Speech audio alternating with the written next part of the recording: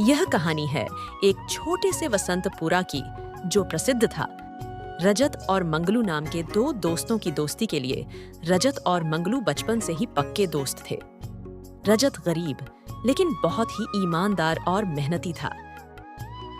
वह गांव में एक छोटे से घर में अपनी पत्नी राधा और एक प्यारी सी बेटी मीना के साथ रहता था। वह जंगल से लकड़ियां काटकर और उन्हें बाजार में बेचकर अपने परिवार का गुजारा करता था। वहीं दूसरी ओर मंगलू का भी एक छोटा सुंदर सा परिवार है, जिसमें उसकी पत्नी रूपा और दो छोटे छोटे बच्चे रोहन और सीमा है। मंगलू शहर में बड़े सेठ के यहाँ नौकरी करके अपने परिवार का पालन पोषण करता था।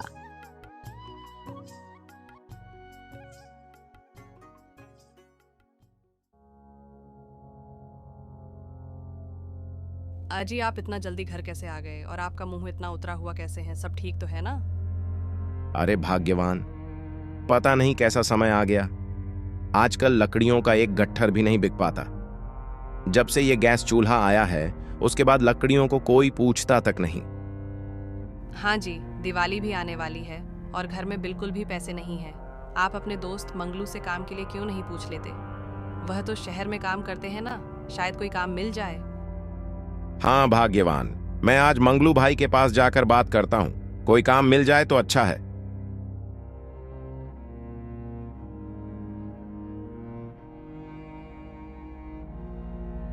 पापा, इस दिवाली पर मुझे बहुत सारे पटाखे और नए कपड़े चाहिए।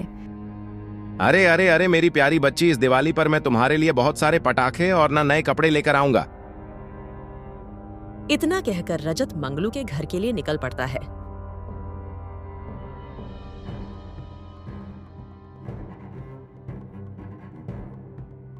मंगलू भाई घर पर हो क्या?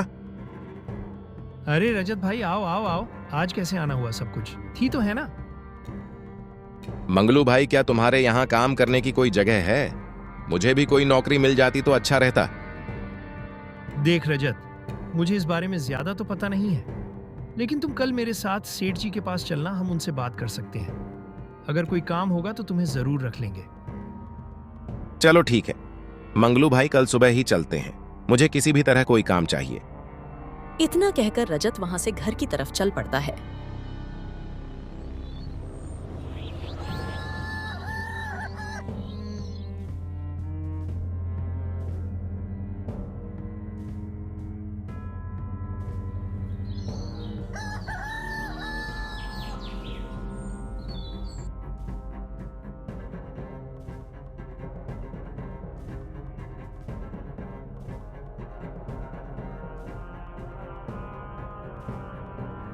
अरे रजत भाई आ गए। तुम चलो फिर सेठ जी के पास चलते हैं और उनसे तुम्हारे लिए काम पूछते हैं। हाँ मंगलू भाई, चलो चलते हैं।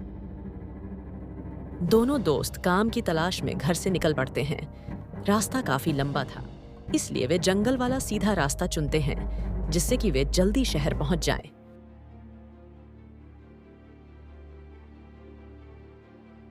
वे दोनों कुछ दूर चले ही थे कि उन्हें रास्ते में एक बूढ़ी अम्मा खड़ी दिखाई देती है। अरे अम्मा, यहाँ इतने घने जंगल में आप अकेले क्या कर रही हो? अरे बेटा, यहाँ थोड़ी ही दूर मेरा घर है। ये लकड़ियों का गट्ठर मुझसे उठाया नहीं जा रहा। अगर तुम इसे मेरे घर तक पहुँचा देते तो बहुत अच्छा होता। हाँ अम्मा, क्यों नहीं।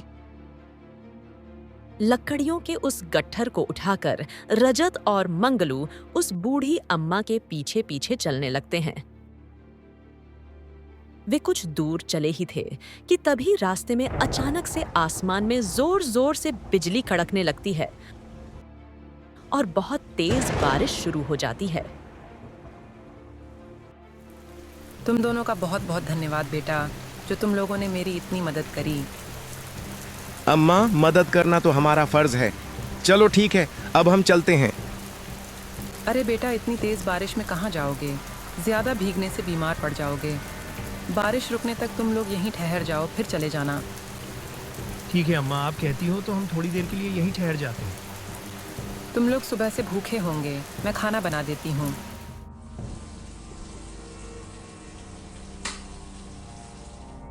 आओ बेटा, खाना बन गया है, खा लो।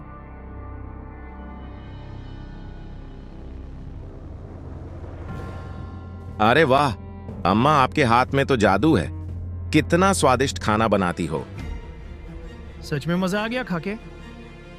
अच्छा बेटा, वैसे तुम दोनों आगे कहाँ जा रहे थे? अम्मा, वह बहुत दिन से मुझे कोई काम नहीं मिल रहा था, तो शहर में कुछ काम देखने जा रहे थे। अच्छा रुको बेटा, मैं अभी आती हूँ।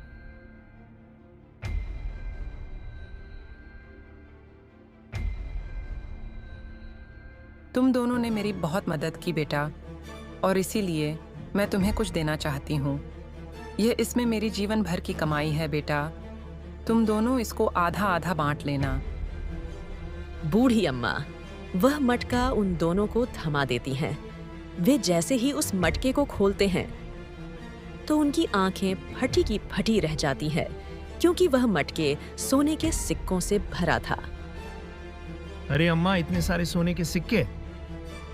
हाँ बेटा, इससे तुम्हारी गरीबी दूर हो जाएगी। तुम दोनों इसको आधा आधा बांट लेना। अम्मा, इस कीमती उपहार के लिए आपका बहुत बहुत शुक्रिया। अब हम चलते हैं। ठीक है बेटा, ध्यान से जाना।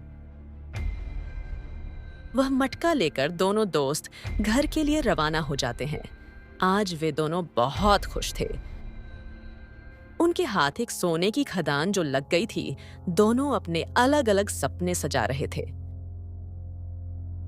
इन पैसों से मैं सबसे पहले एक छोटा सा कारोबार खोलूंगा और एक सुंदर सा घर बनाऊंगा। दिवाली भी आने वाली है। अपनी पत्नी के लिए सुंदर सी साड़ी और अपनी बिटिया के लिए सुंदर सुंदर कपड़े, मिठाइयां और पटाखे खरीदूंगा। इतने सारे सोने के सिक्के, इससे तो मेरी किस्मत ही बदल जाएगी। मैं तो गांव का सबसे अमीर आदमी बन जाऊंगा। मैं आराम से पूरी जिंदगी बैठकर खा सकता हूं। मुझे तो कोई काम करने की जरूरत भी नहीं होगी। मंगलू यह सब सोच ही रहा था, तभी रजत बीच में बोल पड़ता है। मंगलू भाई घर पहुंचते ही हम इन सिक्कों को आधा आधा बांट लेंगे। रजत के मुंह से आधे सिक्कों की बात सुनकर मंगलू के मन में पाप जाग जाता है। इन सिक्कों को आधा आधा बांटना मतलब मेरे सपने भी आधे आधे बांटना। भला इन सिक्कों को मैं इस रजत के साथ क्यों बांटूं?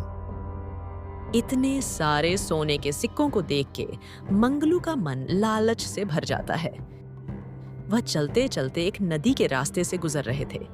तभी मंगलू को एक ख्याल आता है और वह रजत को नदी में धक्का दे देता है। मंगलू भाई बचाओ, मुझे बचाओ, मैं नदी में गिर गया। तुम इस नदी में गिरे नहीं हो, बल्कि मैंने तुम्हें जानबूझकर धक्का दिया है ताकि सारे सोने के सिक्के मेरे हो जाएं। अरे मंगलू भाई, ये सारे सिक्के तुम ही रख लेना, लेकिन मुझे बचाओ। मंगलू रजत की एक नहीं सुनता है और वहां से चला जाता है और बेचारा रजत पानी में डूब जाता है। शाम होते होते मंगलू गांव पहुंचता है। वह देखता है रजत की पत्नी घर के दरवाजे पर खड़ी उसका इंतजार कर रही थी। मंगलू भैया, रजत जी नहीं आए, वह कहाँ रह गए? वह भी तो आपके साथ ही गए थे ना? हाँ राधा बहन, हम साथ ही गए थे और सेठ जी ने उसे कल काम पर आने को भी बोल दिया था। इसके बाद रजत वहां से चला गया था और मैं भी अभी लौटा हूँ काम से। मुझे समझ नहीं आ रहा वे कहाँ हैं। वह ठीक तो होंगे ना? मेरा दिल बहुत घबरा रहा है। आप ज्यादा फिक्र मत करो बहन जी। क्या पता वह कोई दूसरा काम देखने चला गया हो और ज्यादा रात होने की वजह से वहीं पर रुक गया हो। आप सुबह तक इंतजार कीजिए, मुझे पक्का विश्वास है वह सुबह तक आ जाएगा। सारी बातें छुपते हुए मंगलू अपने घर के लिए निकल पड़ता है।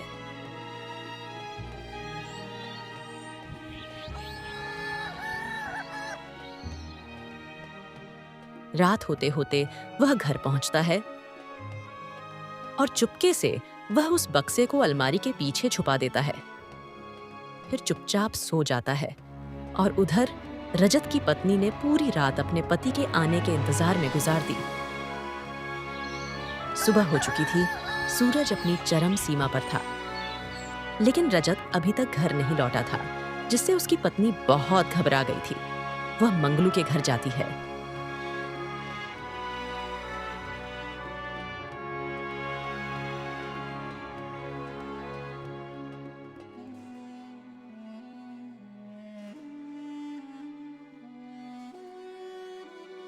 मंगलू भैया, ओ मंगलू भैया, भैया रजत जी अभी तक घर नहीं आए हैं।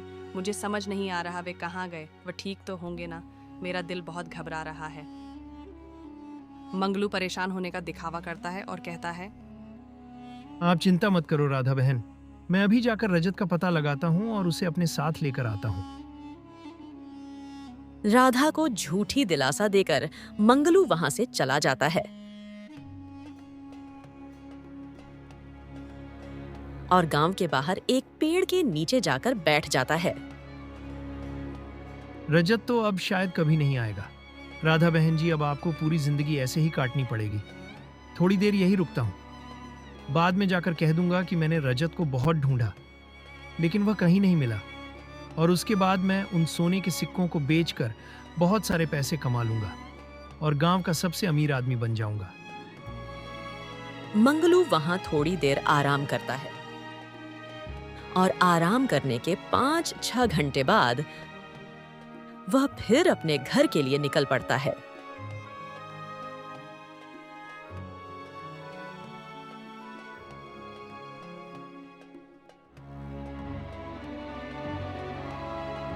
राधा बहन, ओ राधा बहन, बाहर आओ। राधा बहन, मैंने रजत को बहुत ढूंढा लेकिन वह मुझे कहीं भी नहीं मिला। मंगलू ने इतना बोला था कि तभी रजत राधा के पीछे से बाहर आता है। रजत को जीता जागता देखकर मंगलू के पैरों तले जमीन खिसक जाती है। अरे रजत भाई, तुम यहाँ कैसे? क्यों मंगलू भैया, मुझे यहाँ देख के तुमको खुशी नहीं हो रही? मंगलू रजत की किसी भी बात का जवाब नहीं दे पाता है और वह बहुत घबरा जाता है। अरे ये रजत का बच्चा पता कैसे बच निकला? मैंने तो खुद इसे अपनी आंखों से डूबते हुए देखा था। इससे पहले कि यह मेरी सारी पोल खोल दे, मैं यहाँ से निकल लेता हूँ। मंगलू बिना कुछ बोले वहां से चुपचाप दबे पांव खिसक लेता है। अरे इस रजत को तो तैरना भी नहीं आता था, फिर पता नहीं वह कैसे बच गया। मैं एक काम करता हूँ, उन सोने के सिक्कों को लेकर अपनी पत्नी के साथ कहीं दूर चला जाता हूँ।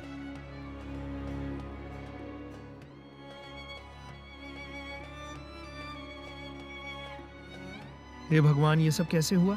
मेरे सोने के सिक्के कहाँ गए? इस बक्से में तो सिर्फ कंकड़ भरे पड़े हैं। मंगलू यह सब बोल ही रहा था कि तभी वह बूढ़ी अम्मा प्रकट हो जाती है। अरे अम्मा, आप यहाँ कैसे? अरे दुष्ट, अपनी गंदी जुबान से मुझे अम्मा मत कह।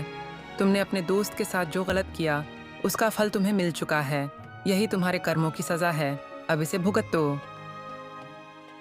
मंगलू कुछ कहता उससे पहले ही वह बूढ़ी अम्मा वहां से गायब हो जाती है और उसे जो भी मिला था उसे वह गवा देता है और उसके हाथ पछतावे के सिवा कुछ नहीं लगा।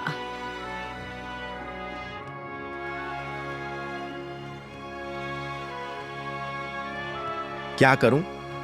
मेरे साथ जो हुआ उस बारे में राधा को बताऊं या नहीं? अगर मैंने इसको बता दिया तो ये पक्का मंगलू को पुलिस को पकड़ा देगी और बेचारे उसके बच्चे भूखे मर जाएंगे, क्योंकि वही तो अकेला कमाने वाला है। रजत यह सब सोच ही रहा था कि तभी वह बूढ़ी अम्मा वहां प्रकट हो जाती है। अरे अम्मा, आप यहाँ कैसे? और आपको मेरे घर का पता कैसे?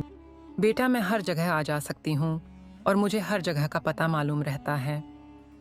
इतना कहकर वह बूढ़ी अम्मा लक्ष्मी माता के रूप में बदल जाती है और उसके हाथ में वही सोने के सिक्कों वाला मटका था।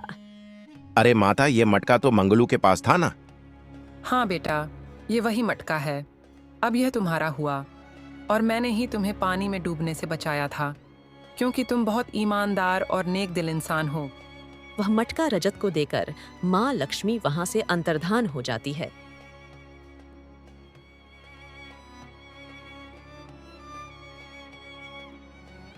और रजत एक सुंदर सा घर भी खरीद लेता है।